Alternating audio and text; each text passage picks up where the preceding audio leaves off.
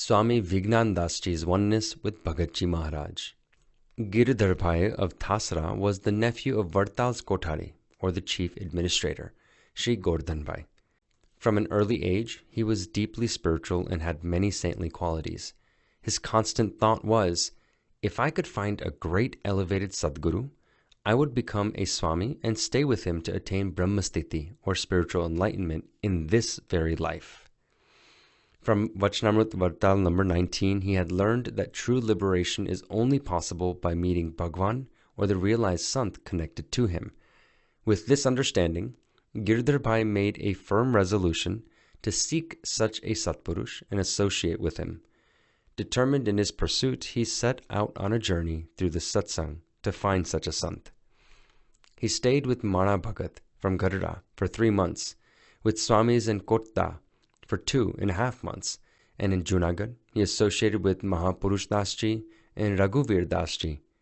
However, he still did not find inner peace.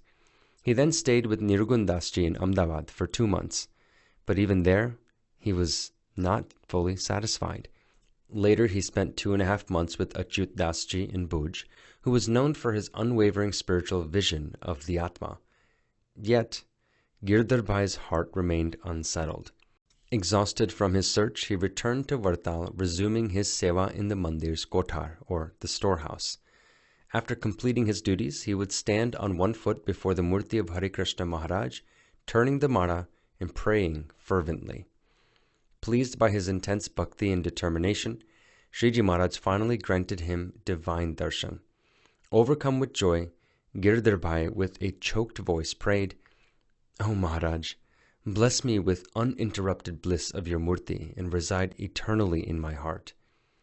In response, Sriji Maharaj, pleased, said, "Bhaktaraj, such a state is attained by serving a truly ekantik Satpurush, or God-realized Sant. At present, such a Satpurush is Pragji Bhakt. Go and serve him." Saying this, Sriji Maharaj disappeared.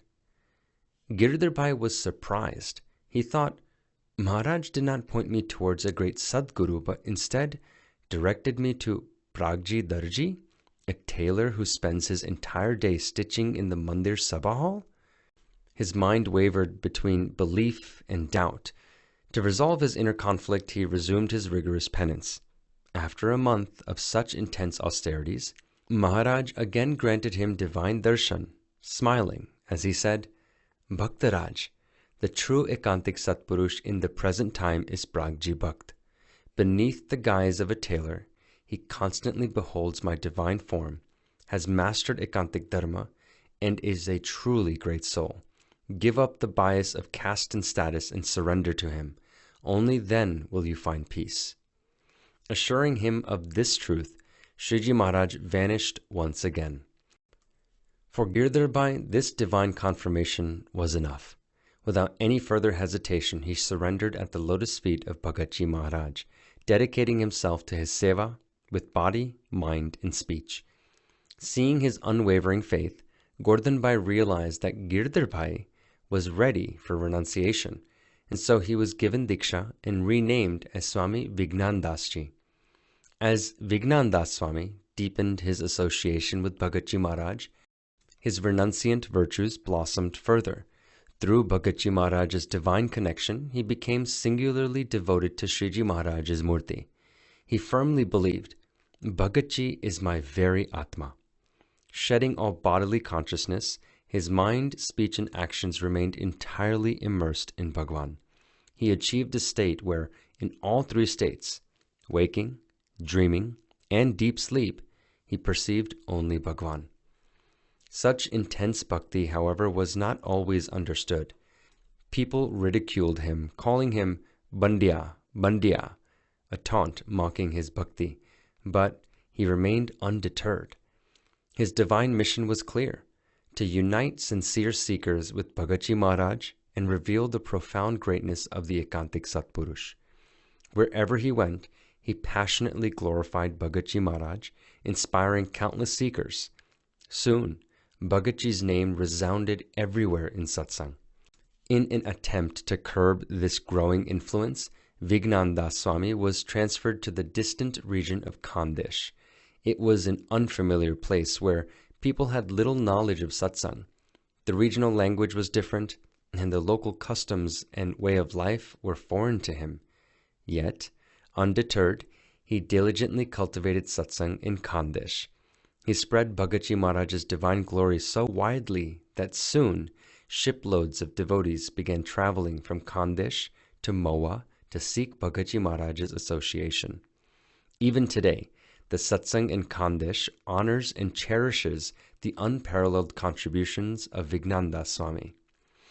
Vignandas Swami's intense yearning for liberation, his unwavering and immense love for Bhagavaji Maharaj, and his relentless dedication to revealing the Ekantik Satpurush will continue to inspire generations to come. An exceptional example of Divyabhav. Among the rarest Swami who dedicated their entire life to serving Brahmaswarup Shastriji Maharaj and propagating the Akshapurushotam Upasana was Sadguru Nirgun Swami. Regarding his service, Shastriji Maharaj himself once said, "In the propagation of satsang, Nirgun Swami's contribution is worth 14 annas, or 87.5%, while everyone else collectively amounts to just 2 annas, or 12.5%. Nirgun Swami relinquished prestigious positions within the Sampradaya, endured severe hardships, and tirelessly worked to spread the Akshar Purushottam Upasana. He strengthened the faith of devotees in Africa by writing detailed, scripture-like letters filled with spiritual nectar. To understand the depth of his divinity, loyalty, and unconditional allegiance towards Shastriji Maharaj, a single incident is enough. Once, in Sarangpur, Nirgun Swami's dhoti had torn. He approached Shastriji Maharaj to request a new one. Shastriji Maharaj refused and instructed him, "You won't get a new one. Instead, stitch the old one together and continue wearing it." Nirgun Swami was told to perform dandiyu, a method of tearing the dhoti down the middle and tying the ends together to make it wearable again. Despite this, Nirgun Swami did not express a single complaint. He never thought, "I serve so much, yet my Guru refuses to give me a simple dhoti." Instead, he wholeheartedly accepted the ajna. However, what happened next was even more astonishing. A traveling ascetic arrived in Sarangpur and required a dhoti. When he requested one from Shastriji Maharaj, he immediately pulled out a brand new dhoti from storage and gave it to him. Upon witnessing this, Nirgun Swami playfully remarked, "You give him a new dhoti, yet you tell me to stitch my old one?" Shastriji Maharaj calmly explained, "You have the direct support of Shriji Maharaj and Swami themselves. This ascetic has no one to rely on, so he must be given assistance." Despite exhausting himself in selfless service for the Sanstha, Nirgun Swami never developed even the slightest manushya-bhav, or a human sentiment towards his Guru. Instead of feeling dejected, he praised the boundless glory of Shastriji Maharaj even more. Nirgun Swami's seva, marked by his unwavering divyabhav, unparalleled enthusiasm, and lifelong loyalty, stands as an eternal beacon of inspiration for all. Even if the universe shatters, the rope shall not break. As per the grand resolve of Brahmaswarup Shastriji Maharaj, the construction of the Sarangpur Mandir was in full swing. The Swamis and devotees worked tirelessly, day and night, dedicating themselves completely to this sacred endeavor. Soma Bhagat, a man of immense stature, was among them, lifting and placing massive Porbandar stones with such might that all who witnessed it were awestruck. He served with the steadfast conviction, "If I give my life in this seva, I will attain a seat in Akshardham before Maharaj." One incident in particular showcased Soma Bhagat's unwavering patience and unshakable faith in the Guru's word. A massive pillar stone, weighing approximately 150 mounds, or 3,000 kilograms, was being hoisted into place at the center of the temple. It was secured by 7 thick ropes and was being lifted inch by inch to the chants of Swaminarayan, Swaminarayan, Swaminarayan. Suddenly, one rope snapped. Before anyone could react, another broke. then another, and another, until 6 ropes had snapped, leaving the entire weight of the stone hanging by just a single remaining rope. Everyone feared the worst. If the stone plummeted, it would shatter the carefully placed stones below, leading to great damage. Despite the danger, no one let go of the rope. Some devotees rushed to call Shastriji Maharaj, who arrived swiftly. He raised one hand and firmly said, "The stone will not fall." Someone hesitantly suggested, "Should we lower it slowly?" But Shastriji Maharaj's response stunned everyone. "Why lower it? Lift it higher." Turning towards Soma Bhagat, Shastriji Maharaj said, "Soma Bhagat, climb onto the stone and retie the broken ropes." A wave of shock spread through the crowd. Climb onto a stone hanging by a single rope? If Soma Bhagat, a man of immense size, were to step on it, the stone would crash down with him. But Soma Bhagat saw something beyond this world. He saw Akshardham in his Guru's Agna. There was only one unwavering truth for him. The Guru's word must never go unfulfilled. Without hesitation, this 35-year-old giant sprinted forward and climbed onto the stone. As soon as his full weight pressed down, the stone shook violently, causing a jerk that sent shock waves through the 20 men holding the rope below. The entire crowd stood frozen in fear, anticipating a disaster. But Soma Bhagat remained undeterred. He began retying the broken ropes with lightning speed. 1, 2, 3. Even amidst this perilous task, his gaze kept returning to Shastriji Maharaj. There stood his Guru, calm, unwavering, with his blessing hand raised in absolute assurance. This gave Soma Bhagat unshakable certainty. Even if the entire universe were to shatter, the stone will not fall. Once the ropes were fully secured, Soma Bhagat climbed down, rushed to Shastriji Maharaj, and bowed at his feet. Shastriji Maharaj placed his divine hand upon Soma Bhagat's head, locking eyes with him, radiating infinite grace and satisfaction. The crowd murmured in awe. Blessed is Soma Bhagat. Blessed is his unwavering devotion to his Guru. We are the heirs of such resolute devotees who risked everything for their Guru's word. By keeping their example before us, we too can seize opportunities at any cost and in all situations to please our Guru. An opportunity not worth missing.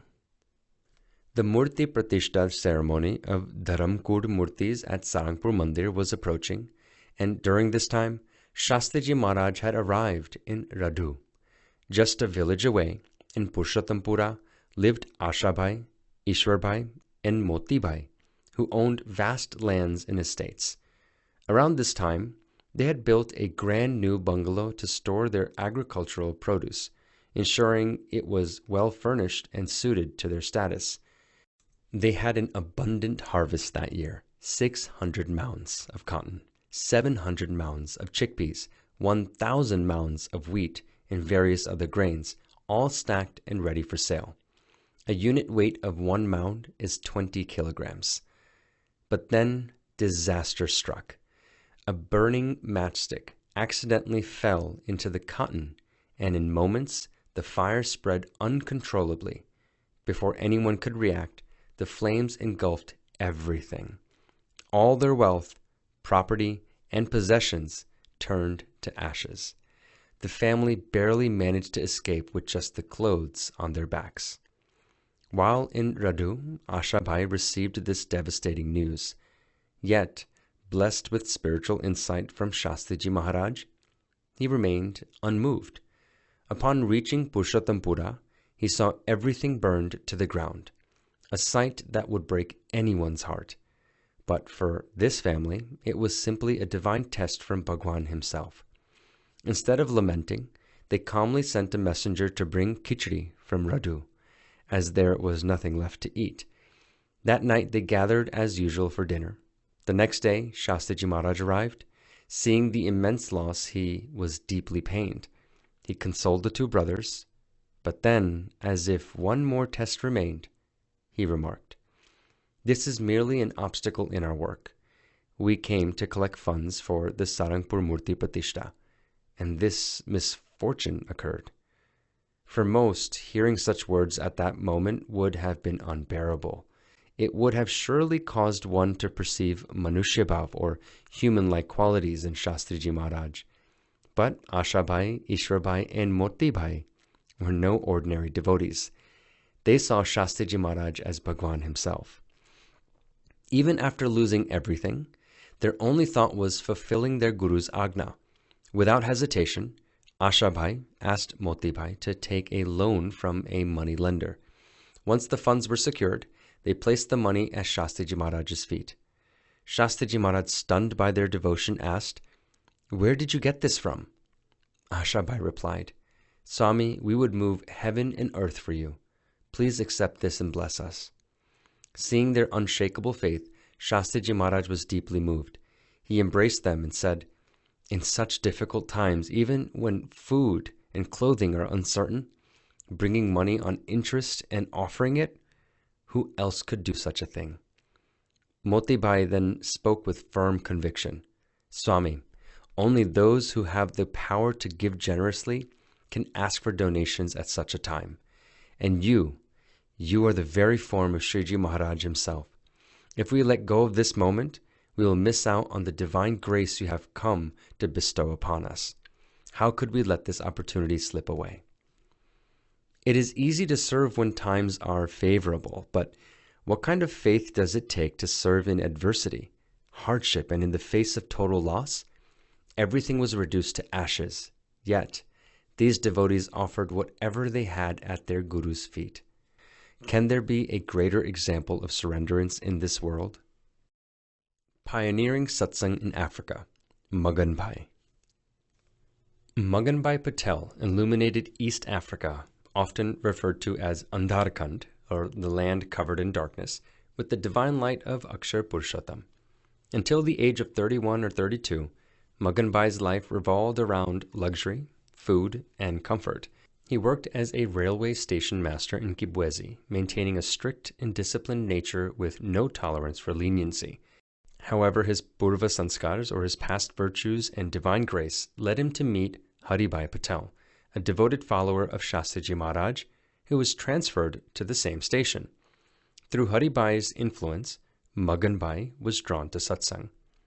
Once during a trip to India, he visited Bochasan and had darshan of Shastriji Maharaj. He experienced such a divine revelation from the very first moment that he accepted Shastriji Maharaj as his guru.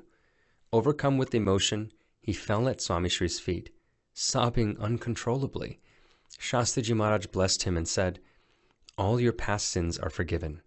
Now remain in satsang and spread it further." From that moment on, Magan Bhai dedicated himself entirely to spreading satsang. Whoever encountered him, whether big or small, was introduced to the glory of Bhagwan Swaminarayan and Shastriji Maharaj. As a station master, anyone needing approval for a wagon release had to seek Magan Bhai's permission. He would tell them, "Listen to my katha for a while, and then I'll grant you permission." Thus, whether known or unknown, every visitor was drawn into satsang. Between train schedules and during any free time, he used to discuss satsang over telegrams with other railway station masters who were devotees. Through the association of Nirgundas Swami, Magan Bhai deeply studied the Vachnamrut, spending entire nights immersed in its teachings. His kathas continued from evening arti all the way until dawn, at which point people would grab their toothbrushes and begin their morning routines. He even gave up his evening meals to further spread upasana. From Tororo, Mbale, Jinja, Kampala, Masaka, Buikwe, Burura, Bukedia, Nagongera, Nairobi, and to Mombasa, he traveled tirelessly, establishing centers of spiritual discourse and instilling firm faith in Akshar Purushottam within countless souls. While singing the glories of Shastriji Maharaj, Magan Bhai would become emotional and say, "By serving Shastriji Maharaj, we are directly serving Shriji Maharaj himself. We have found in this very lifetime what others attain after death."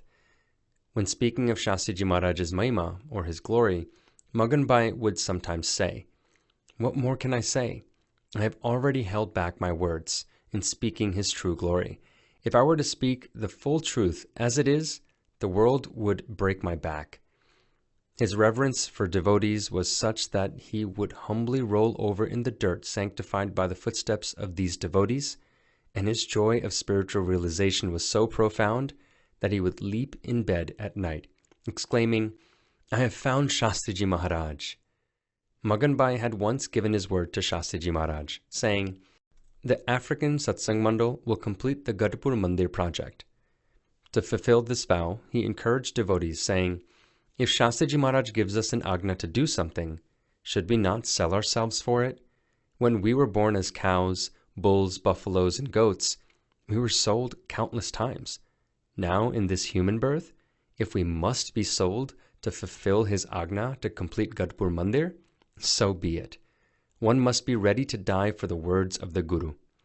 His words radiated the true spirit of surrenderance, a burning passion to sacrifice everything for the Satpurush. Although a householder, Magan Bhai lived like a Swami. Shastriji Maharaj himself declared, "I am carrying out my mission in Africa through Magan Bhai. Seek his association." Despite living only 51 years, Magan Bhai transformed countless lives. Drenched in the ocean of his Guru's glory, he spread the upasana of Akshar Purushottam with unparalleled dedication, becoming an eternal bead in Shastriji Maharaj's Mara. Like Magan Bhai, let us dedicate our lives to spreading the upasana of Akshar Purushottam and become a precious bead in the Mara of our purest Guru. For in this lies the true fulfillment of life.